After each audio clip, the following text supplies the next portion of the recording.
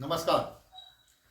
आप सभी पैक्स प्रबंधक बंधु, पैक्स अध्यक्ष महोदय, आप सभी जानते हैं कि पैक्स में जो प्रबंधक कार्यरत हैं उन लोगों के लिए सेवा सत नियमावली बनी हुई है। इसके संदर्भ में कल दिनांक 13/1/2023 को आप सभी को जानकारी के लिए पैक्स प्रबंधकों के लिए जो सेवा सत नियमावली बनी हुई थी उसको लागू करने के लिए जो नोटिफिकेशन जारी हुई है, यानी जो पत्र निर्गत हुआ है, उससे आप सभी अवगत हो चुके हैं, यानी आप सभी को वह पत्र प्राप्त हो चुका है।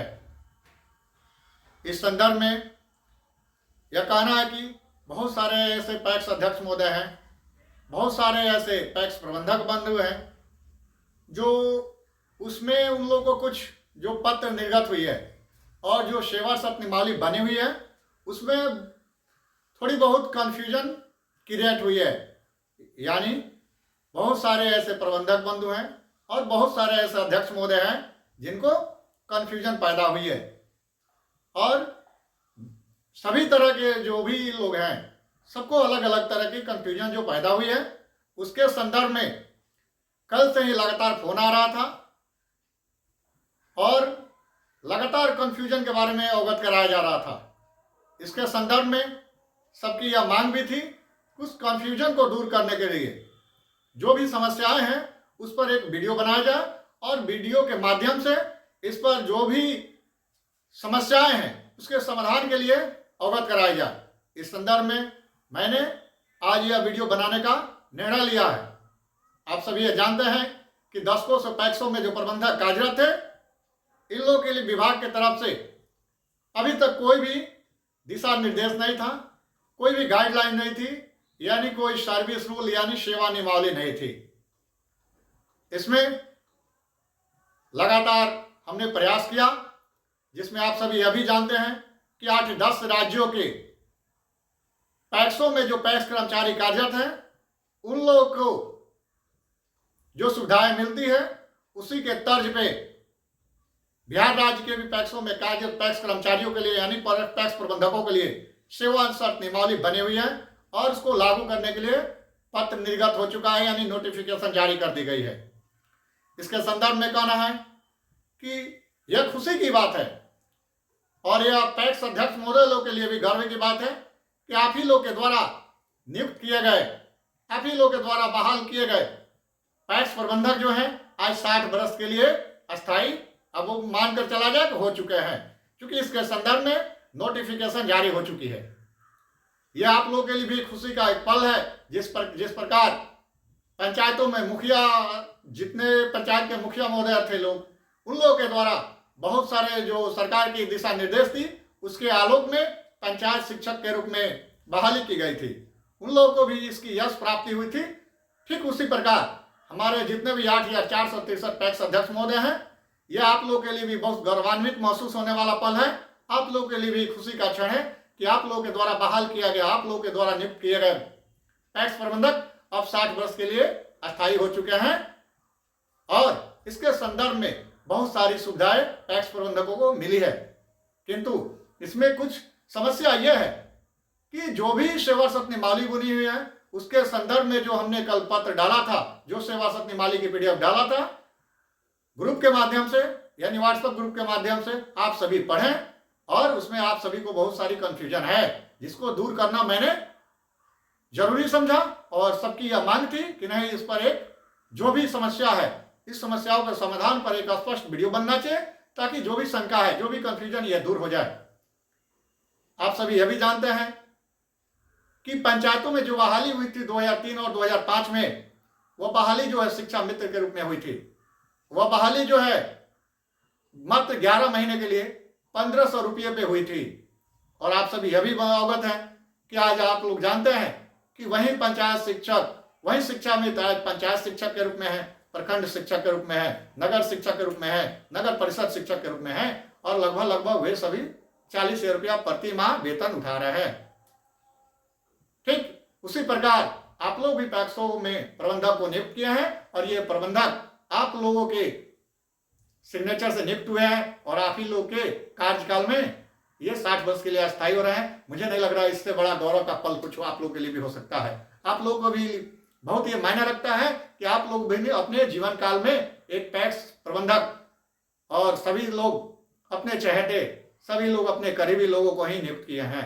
इसमें यह मुझे बताना है कि जो सेवा सत नियमावली है, 3-4 मुख्य बिंदुओं पर लोग सबको कंफ्यूजन है। पहला कंफ्यूजन है जो सेवा सत नियमावली बनी हुई है, पैक्स प्रबंधकों के क्वालिफिकेशन यानी योग्यता के कंफ्यूजन है।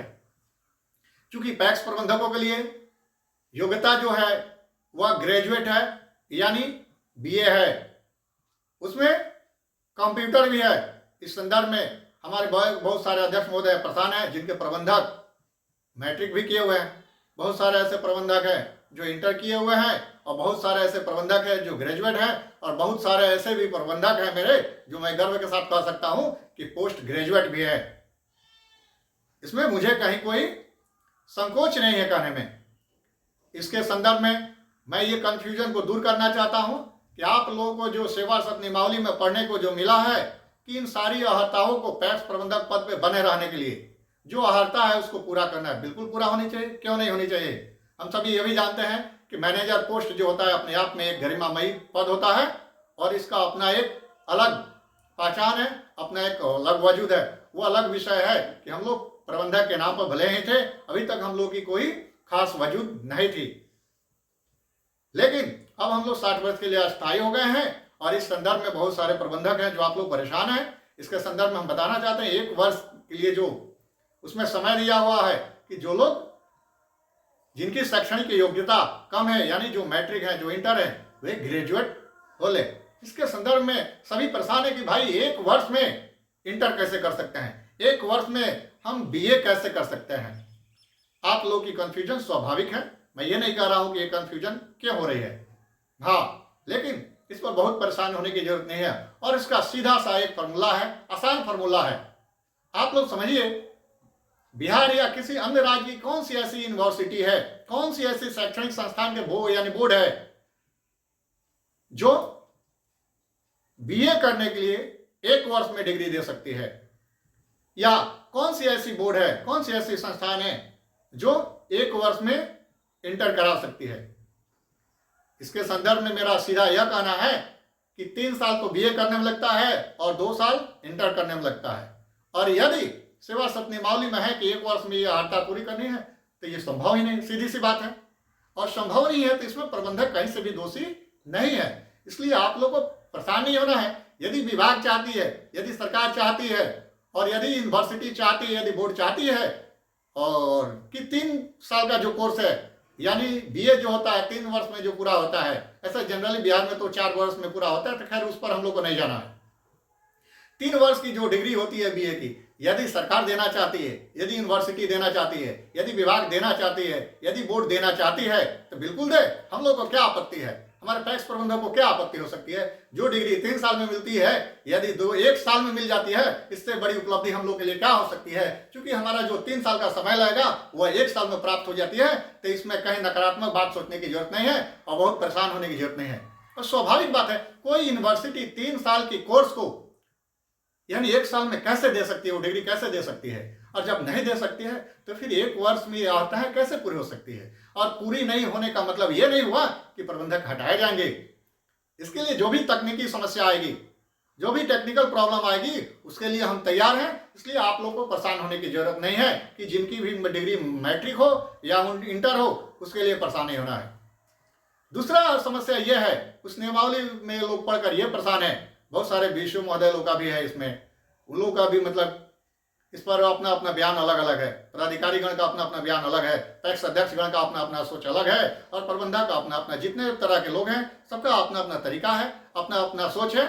उसके संदर्भ में हम बताना चाहेंगे, जो भी सगे संबंधी का मामला है, सिंपल सी बात है और एकदम एक बच्चा भी समझे तो हम लोग जानते हैं कि जो भी लोकतांत्रिक पद्धति है, यानी जो भी देश है जहाँ पे लोकतंत्र है, जहाँ पे प्रजा के द्वारा यानी जनता के द्वारा जनप्रतिनिधि चुने जाते हैं, वह लोकतांत्रिक देश है। और लोकतांत्रिक देश में 2 चीज किसी से नहीं लिया जा सकता है, एक वोट देने का अधिकार और एक चुनाव लड़ने का अधिकार। ये दोनों ऐसी चीज है जिसको नहीं छीना जा सकता। इसको माननीय उच्च न्यायालय भी नहीं छीन सकता है और माननीय सुप्रीम कोर्ट से भी ऐसा नहीं किया जा सकता है, क्योंकि ये सबका संवैधानिक एक अधिकार है, इसको कैसे लिया जा सकता है। इसलिए इस पर भी आप लोगों को परेशान होने की जरूरत नहीं है कि सगे संबंधी यदि अध्यक्ष प्रबंधक हैं तो ये बहुत बड़ी समस्या नहीं है। इसको विभाग को इसमें पहल करना होगा, विभाग को कुछ ऐसा रास्ता निकालना होगा कि इन समस्याओं का समाधान क्या हो। समाधान ये नहीं है कि पैक्स प्रबंधक और अध्यक्ष या सदस्य सगे संबंधी हैं तो किसी एक को त्याग पत्र दिया जाए, ये बहुत मतलब कारगर उपाय नहीं है। इसका सीधी सी बात है, एक समय आएगा कि धीरे धीरे पैक्स प्रबंधकों की भी ट्रांसफर होगी और ये समस्या भी समाधान हो जाएगा। इसलिए इस पर भी बहुत आप लोगों को परेशान होने की जरूरत नहीं है, क्योंकि हम कौन होते हैं, एक प्रबंधक कौन होते हैं, या कोई भी आदमी कैसे तय कर सकता है कौन चुनाव लड़ेगा कौन नहीं लड़ेगा। मान लीजिए कि मेरे परिवार से कोई चुनाव लड़ना चाहता है और पैक्स प्रबंधक हम यदि हैं और मेरे चलते वो चुनाव से वंचित हो जाए, ये संभव है? कभी नहीं। इसका आंसर है कि नहीं, यह कभी किसी कीमत पर संभव नहीं है। किसी को चुनाव लड़ने से रोका जा सकता है। और यहाँ तो मामला यह है कि जो निर्वाचित हो चुके हैं, यानी इलेक्टेड बॉडी जो हैं, यानी चुने हुए जो भी प्रतिनिधि है, यानी पैक्स अध्यक्ष महोदय हैं, ना तो वो हट सकते हैं और ना ही पैक्स प्रबंधक हट सकते हैं। इसलिए आप लोग को किसी प्रकार की कोई कंफ्यूजन नहीं होनी चाहिए। इसके संदर्भ में बहुत ज्यादा हम कुछ नहीं कह पाएंगे। एक शब्द आप लोग को जरूर कहेंगे कि कोई नई प्रबंधक हटेंगे, कहीं कोई समस्या उत्पन्न होगी तो उसके लिए हमारे पास बहुत सारे तकनीकी पहलू है, उसका जो विकल्प है उसको हम इस्तेमाल करेंगे। इसलिए इसमें परेशान होने की जरूरत नहीं है। और यह आप लोग के लिए खुशी का पल है भाई। इसमें आप लोग मिठाई खाइए, खिलाइए, परिवार में बांटिए, अपने पदाधिकारीगण से मिलिए, उनको भी खिलाइए, अपने अध्यक्ष महोदय से मिलिए, उनको भी खिलाइए, जो भी कोऑपरेटिव बैंक के चेयरमैन है उनसे मिलिए, व्यापार मंडल अध्यक्ष महोदय है उनसे मिलिए, आपके करीबी जो लोग हैं उनको मिलिए और खिलाइए। इसलिए इसमें परेशान होने की जरूरत नहीं है। इसके अलावा भी यदि कोई समस्या है तो निस्संदेह मैं कह रहा हूं कि आप लोगों को परेशान होने की जरूरत नहीं है। आप लोग सोचिए, जिस दिन अजय कुमार गुप्ता हट जाएंगे तो आप लोग मान लीजिए कि आप लोग भी हट जाएंगे। मेरा कहना है, सीधा कहना यह है कि ना अजय कुमार गुप्ता हटेंगे और ना आप हटेंगे। इसलिए आप लोगों को परेशान होने की जरूरत नहीं है, ना सगा संबंधी होने पर परेशान होने की जरूरत है, न ही योग्यता को लेकर होने की जरूरत है। क्योंकि जब 3 साल में कोई डिग्री मिलती है वो 1 साल में कैसे पूरी की जा सकती है? और इसमें प्रबंधक की कहाँ कमियां है भाई? यदि 3 साल में डिग्री मिलती है तो हम 3 साल लेने के लिए तैयार हैं। यदि 1 साल में डिग्री मिलती है तो हम 1 साल में भी तैयार हैं। तो फिर हमको क्यों हटाया जाएगा, कैसे हटाया जाएगा? बहुत हमारे ऐसे प्रबंधक हैं, पोस्ट ग्रेजुएट भी है। मुझे ये कहने में मतलब गर्व महसूस हो रहा है कि ऐसे ऐसे भी हमारे प्रबंधक हैं जो पोस्ट ग्रेजुएट भी है, वेल क्वालिफाइड है। ऐसा नहीं है कि हमारे प्रबंधक की जो योग्यता है सबकी कम है, ऐसा कहीं कुछ नहीं है। ये होते रहता है, सभी जगह ये पाया जाता है। आप सभी बहुत सारे बिंदुओं को लेकर परेशान है कि भाई कि जिनकी नियुक्ति बाद में हुई है वे हट जाएंगे, जिनकी नियुक्ति पहले हुई है वे बने रहेंगे। यानी तरह तरह के लोग हैं, तरह तरह की बातें आ रही है, इस पर ध्यान नहीं देना है। जो लोग पूर्व से कार्यरत हैं वे बने रहेंगे, उनको सेवा सपनी मावली की जो भी लाभ है उससे लाभान्वित होंगे। इसके बाद की पहलू ये है, बहुत ऐसे प्रबंधक हैं जिनके अवैध तरीके से जो हटाया गया है उनका भी क्वेश्चन है कि भाई हमारी क्या होगी। तो उनके लिए मेरा हाथ जोड़कर विनती है और एक आग्रह है कि आप लोग परेशान मत होइए। आप लोग निबंधक न्यायालय में बिल्कुल केस फाइल कीजिए और वहां से आप लोगों का जो भी निर्णय आएगा उसके आलोक में आप लोग भी सेवा सपनी मावली से लाभान्वित होंगे। आप लोग अपने डीसीओ महोदय को भी यानी जिला सहकारिता पदाधिकारी महोदय को भी आवेदन दें, अपने संयुक्त निबंधक सहयोग समितियां को भी आवेदन दें, वहां से भी मामला समाधान हो जाएगा। ये जरूरी नहीं है कि सारे जो मामला है, सारे जो विवाद हैं वो निबंधक न्यायालय से ही समाधान होंगे। क्योंकि निबंधक न्यायालय का जो भी पत्र है अभी हाल फिलहाल में बैद्यनाथ यादव सर के द्वारा जो निकाला गया था 5/9, जिसका आपको 23/6/2020 है, और एक पत्र है 5186 जिसके आलोक में खाता संचालन के संदर्भ में है। और इन दोनों पत्रों के अनुपालन के लिए और इसके लिए समाधान के लिए भी जिला सहकारिता पदाधिकारीगण को और संयुक्त निबंधक सहयोग समितियां को भी अधिकार दी गई है कि चूंकि मासिक समीक्षा बैठक करते हुए जो भी पैक्स प्रबंधकों की समस्या है उसको समाधान करना है। इसलिए मेरे ख्याल से इसमें कहीं कोई कंफ्यूजन नहीं है। और एक बात और आप लोग से कहना चाहेंगे कि आप लोग सोचिए 2018 से इसमें हम प्रयासरत थे, लगे हुए थे। इसमें मेरी मानसिक, आर्थिक, शारीरिक, पारिवारिक बहुत सारे उलझने आई और फिर भी हमने प्रयास किया। और इसमें हम अपने माननीय सहकारिता मंत्री श्री सुरेंद्र प्रसाद यादव जी को धन्यवाद देना चाहेंगे। सचिव महोदया वंदना प्रेयसी मैडम के हम आभारी हैं, आजीवन आभारी हैं। हमारे निबंधक महोदय उनके आभारी हैं, और हमारे शशि सर जो हैं उनके साथ समस्त सहकारिता विभाग के सचिवालय में जो भी पदाधिकारीगण हैं उनके हम आजीवन आभारी हैं, जिन्होंने इस काम को अंजाम तक पहुंचाने में सहयोग किया और पैक्स प्रबंधकों के लिए एक सुनहरा मौका दिया और पैक्स प्रबंधक को अस्थायी किया गया। इसमें अब मेरा पैक्स प्रबंधक बंधुओं से और पैक्स अध्यक्ष महोदय से भी अपील है, मेरा निवेदन है, मेरा आग्रह है कि आप लोग अब जगिए, अब समय आ चुका है। क्योंकि दुनिया डिजिटल हो गई है, इसलिए आप लोगों को भी, हम लोग को भी डिजिटल तरीके से काम करना होगा। समय की ये मांग है। आप लोग से निवेदन है, अध्यक्ष महोदय लोग से निवेदन है कि आप अपने प्रबंधक को आगे लाइए और जागरूक कीजिए, उनको सशक्त बनाइए, मजबूत बनाइए और एक योग्य प्रबंधक बनाइए। मतलब सिर्फ सिग्नेचर वाला प्रबंधक मत बनाइए, क्योंकि आप तो सत्ता में आते और जाते रहेंगे। सत्ता जो होती है 5 साल के लिए होती है, 60 साल के लिए नहीं होती है। इसलिए महत्वपूर्ण विषय ये नहीं है कि आप अध्यक्ष रहें भविष्य में या ना रहे। मेरी शुभकामना है कि आप बने रहें, लेकिन ये सत्ता है, इसको मुझे कहने में कोई परेशानी नहीं है और आप लोगों को भी परेशानी नहीं होनी चाहिए, क्योंकि सत्ता में आना और जाना लगता है, जाना लगा रहता है। ये जनता के ऊपर डिपेंड करता है, ये किसान के ऊपर डिपेंड करता है कि आपको चुनकर लाते हैं या नहीं लाते हैं, या फिर अगला बार आपको मौका देते हैं। इसलिए आप लोगों को सबसे इसमें बढ़ चढ़ के हिस्सा हमारे पैक्स अध्यक्ष लोगों को आना चाहिए।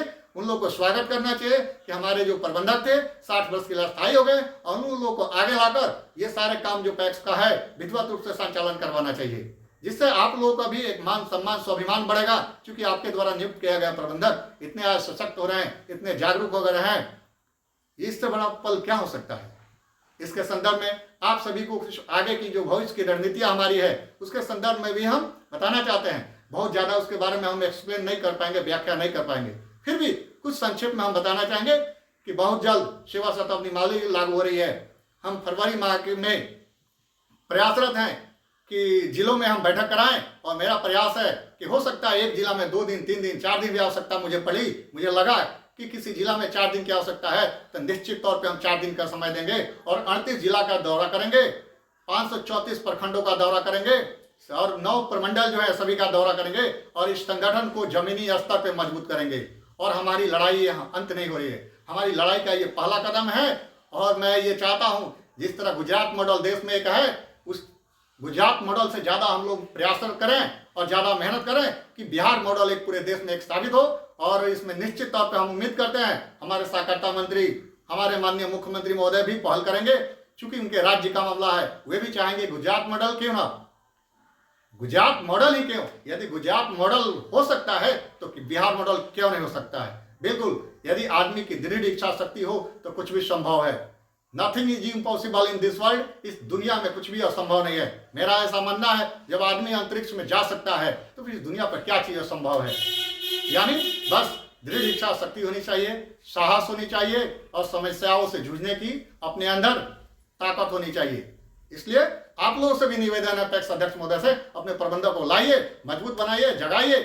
ये जरूरी नहीं है ना आपके प्रबंधक 60 वर्ष के लिए हो गए, आप रहेंगे तो भी कोई फर्क नहीं पड़ता है और नहीं रहेंगे तो भी फर्क नहीं पड़ता है। कम से कम आपके सिग्नेचर से, आपके कलम से एक व्यक्ति का नौकरी तो हो जाएगा, एक कल्याण हो जाएगा ना। उस परिवार, वो परिवार जो है आभार सदा के लिए आपका आभारी रहेगा, आपका ऋणी रहेगा। इससे बड़ी बात क्या हो सकती है।